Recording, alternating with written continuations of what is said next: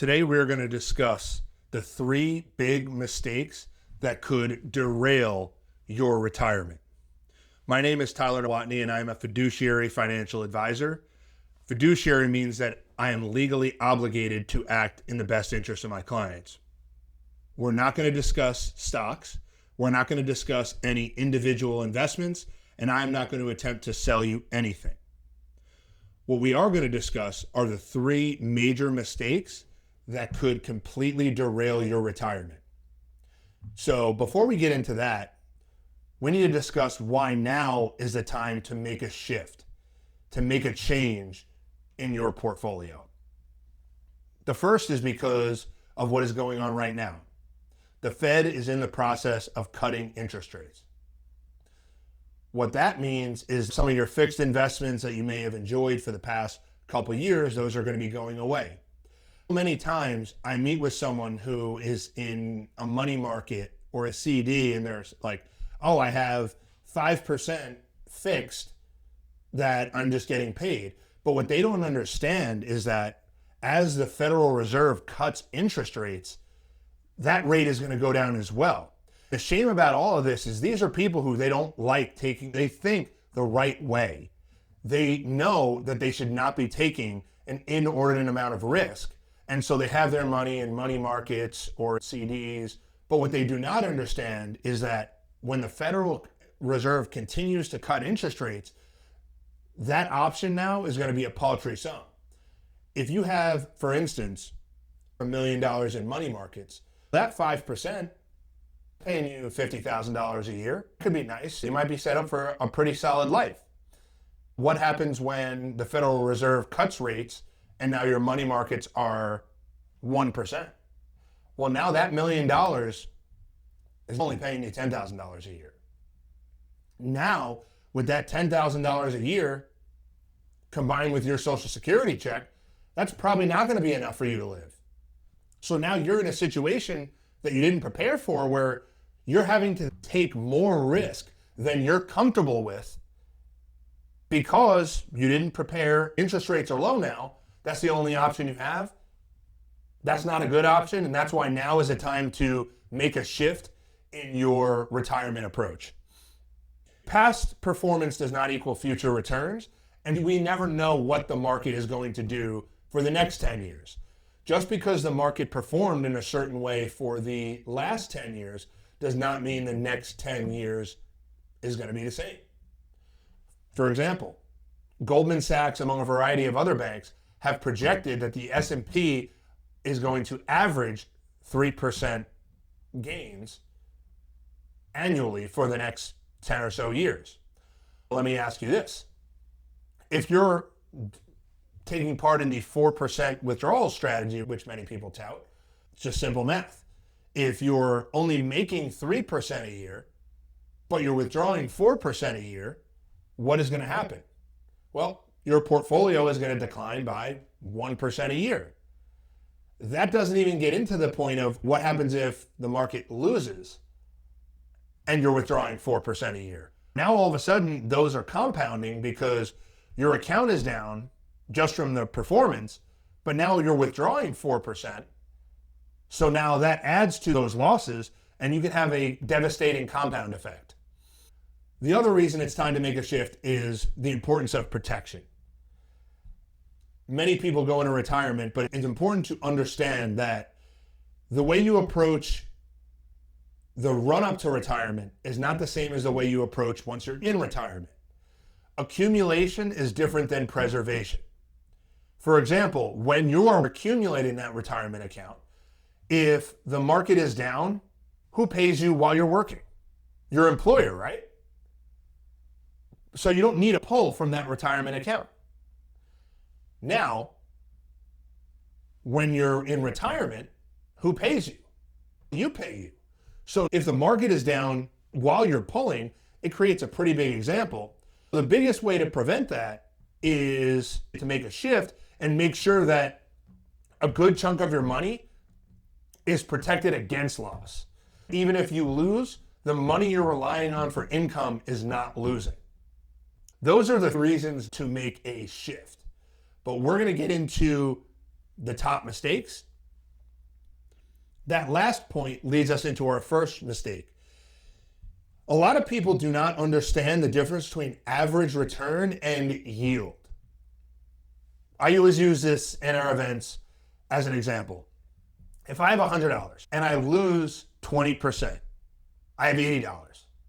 Now that I have $80, if I gain 20% on that $80, I have $96. So if I lose 20%, I need to gain 25% just to get back to even. This is one of the crucial mistakes that derails people's retirement. If I lose 20% and then I gain 20%, they're going to say your return was zero because negative 20 plus 20. But that's not accurate. Your average return may have been zero, but your yield was negative on that. And so that's why if you just try to look and say, oh, I'm going for an average return, that's not going to cut it. You need to look at, okay, what over time is my average yield going to be? Because that will give you the true answer. In that scenario we just mentioned, your average return was zero, but your yield was negative. Your yield was telling the true picture of the situation and not the average return. So that's our first mistake. We're going to get on to the other two mistakes, but if you've already seen enough, you made up your mind that you need to make a shift, click the link down below to see if you qualify for a complimentary Zoom consultation. And so you get on the line with one of our fiduciary financial advisors. They'll do a consultation with you, they'll meet with you, and they'll give you a retirement plan no matter what, free of charge, even if you don't come on board. That's assuming you qualify for one of those meetings. Mistake number 2 is the concept of the 4% withdrawal. The problem with this is it's just a strict, rigid rule, which does not take into account your personal situation. At the beginning of retirement, you may have, if you retire, let's say at 60 years old, you may have, assuming you live until 90, you may have 30 years to go. What we always say is if you have a long time horizon, you can operate in a certain way where you have time to make back a larger withdrawal. So often we want to look at everybody's situation, but often what you might be able to take higher than 4% early on and then less than 4% later because we have the time for the portfolio to grow. But often my older clients tell me that their best decade was their 60s. They were fit, able to go out and enjoy life, really enjoy retirement, go on vacation, travel, do whatever they want. And so in their 60s, they may take a little bit more, but later on they may cut back. Whereas if you were to just stick to that strict 4% retirement rule, you may not be able to enjoy yourself in your 60s or when you're physically able to enjoy yourself. But then later in life, you may have more money than you even need. We tend to advise against strict, rigid rules like that because general advice is not good advice. There's really no such thing as general advice. The only advice you should be getting is tailored to your specific circumstances and situation. And so we're going to get on to mistake number 3. If you've seen enough, you realize, hey, I just need to talk to somebody, click the link down below to talk to one of our fiduciary financial advisors. Now, mistake number 3, we've been alluding to. It's really the biggest of them all. The biggest mistake is people not getting specific advice to their situation and not building a true individual retirement plan. Oftentimes I see it where people don't know if the investments fit their situation. They don't really know if their account is protected the right way. It's just kind of flying by the seat of their pants. They don't understand where, okay, this investment is serving this purpose. This account is structured to give me the right retirement for the right circumstances, the right income, the right plan. Built individually for each person because everybody is different. Someone who retires at age 62 may require a different plan than someone who retires at age 70. Because when you retire at age 62, if you want to claim, you're probably going to want to claim Social Security then, because unless you have huge pensions or something else, you're likely to not have other income. If you claim Social Security at age 62 and you want to work even a little bit, there's a penalty on you working and making above a certain amount of money. Whereas, if someone were to come to me age 67 and say, hey, Tyler, I'm thinking about retirement. What's a plan for me? Well, on that situation, someone who's 67, all of a sudden that working penalty goes away.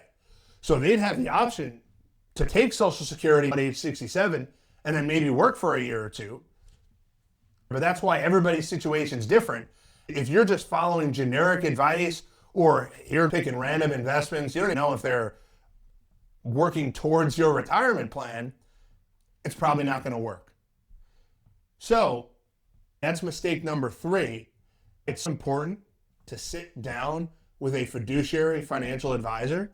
And proper planning is not just about investments. It's about the whole picture. It's about taxes. It's about Social Security planning. It's about fully understanding your entire situation. For example, myself, I am an enrolled agent with the IRS, meaning I can represent my clients in tax court. For us, we don't just focus on the investments. Just like you shouldn't just focus on your investments, we don't just focus on your investments either. We focus on tax planning, investments, Social Security, and leaving a legacy. Making sure that when you leave everything to your beneficiaries the right way. Everyone who watches this video should click the button below to see if they qualify for a complimentary retirement planning meeting. We're not going to hassle you. We're not going to ask you to do something you don't want to do. Anybody who attends one of those consultations is going to get a complimentary retirement plan. For Tyler Nowotny, Saturn Asset Management, I'll see you down below. We'll see you on one of those Zoom meetings when you click the link. Have a great day.